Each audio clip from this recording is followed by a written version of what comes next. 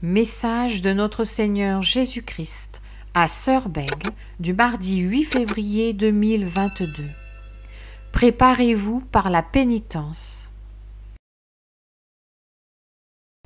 Mon amour pour le monde est immense et je le porte tout entier en ma passion.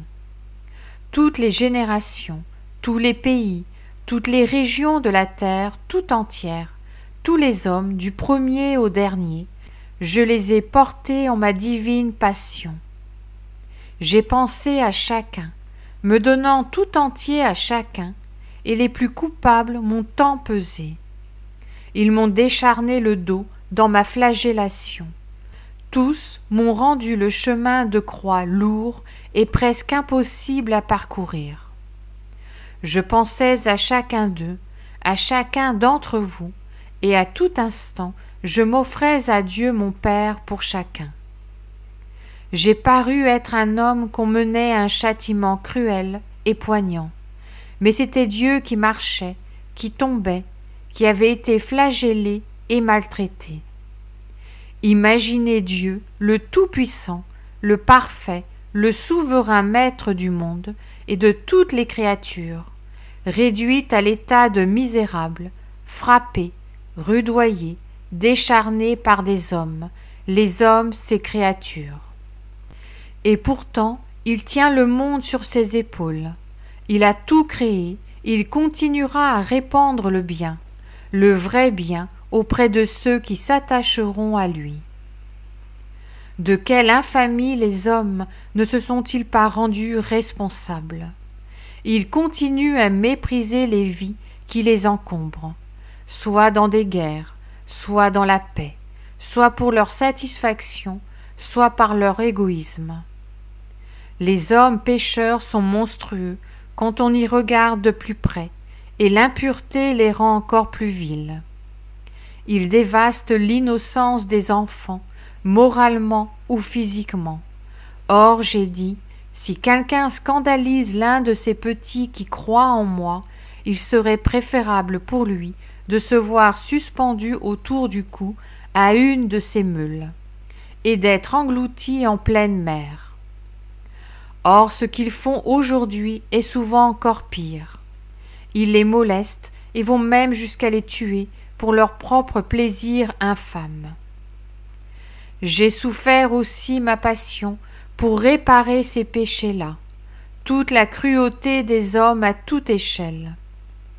Si ces hommes-là se convertissent, me demandent pardon et font pénitence même toute leur vie, je leur pardonnerai, car il n'y a pas un seul péché, le plus grave soit-il, que je ne pardonne pas. Les hommes doivent cela à ma passion et à ma mort sur la croix, car j'étais l'innocent parmi les innocents. J'ai tout accepté, tout subi, tout désiré même, car chaque âme m'était chère. Nous entrerons bientôt dans le temps liturgique de la préparation au carême, et puis du carême lui-même jusqu'à la Passion. Ce vendredi saint où je suis mort, et puis 3 jours plus tard, le 3e jour, j'ai ressuscité, et ai accompli ainsi ma mission de salut de toute l'humanité. Mes enfants, je vous confie ce temps de pénitence. Préparez-vous par la pénitence au temps nouveau. Faites-le volontairement avant que la situation mondiale ne vous y astreigne. Votre pénitence vous acquérera de grands mérites et ce sera un exercice préparatoire à la pénurie qui vient.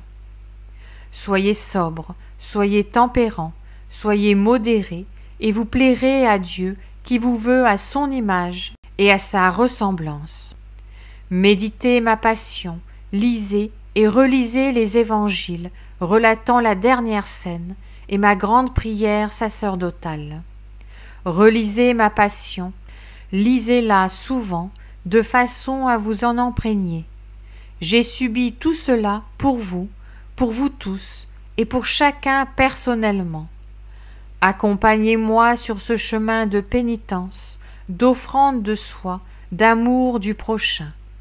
Mon exemple est celui de Dieu, vous n'en aurez pas de plus beau, de plus complet, de plus abandonné à la volonté de Dieu. Je vous bénis et vous aime parfaitement. Je vous attends aussi quand votre tour d'entrer dans ma demeure éternelle sera arrivé. Vous serez les bienvenus.